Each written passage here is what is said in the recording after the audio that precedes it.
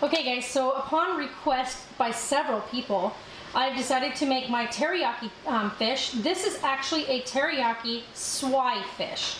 So this is a white fish, and what I've done is I've taken it, and of course you have to remove it from the pouches.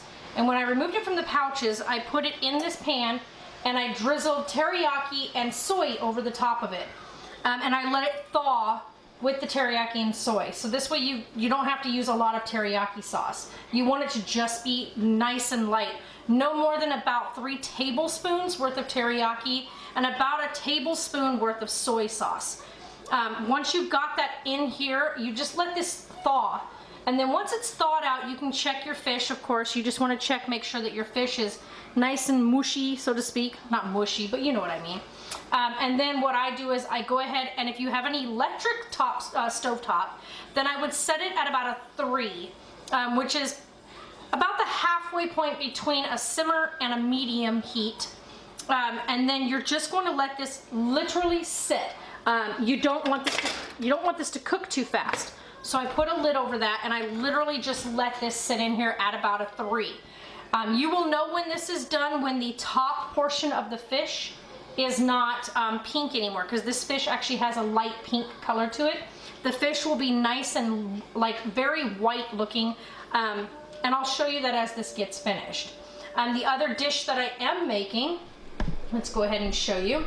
As I sliced it up and put it in an oven at 400-degree oven, I sliced up russet potatoes, and the russet potatoes are sitting in here in a garlic, olive oil, or no, garlic, vegetable oil, and salt. And of course you just mix that all together. You just kind of put your hands in there and mush it all together so that everything is covered. And I do not cover my potatoes. Don't cover your potatoes when you do this dish. And then I just set it in there at 400 degrees. And I'm gonna probably cook this for about 45 to 55 minutes. It just depends on how well they cook.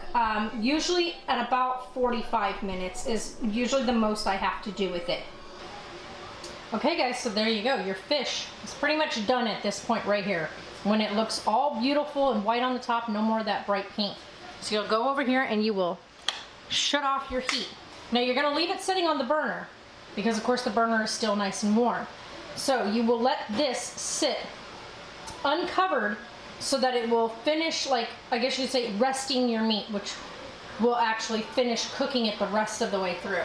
And at this point, our potatoes still have about another 35 minutes to go, and so by then your fish will be absolutely ready to serve on your plate. It will be delicious.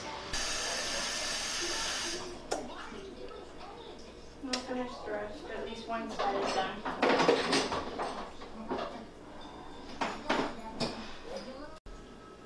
All right, and there you go. Dinner complete.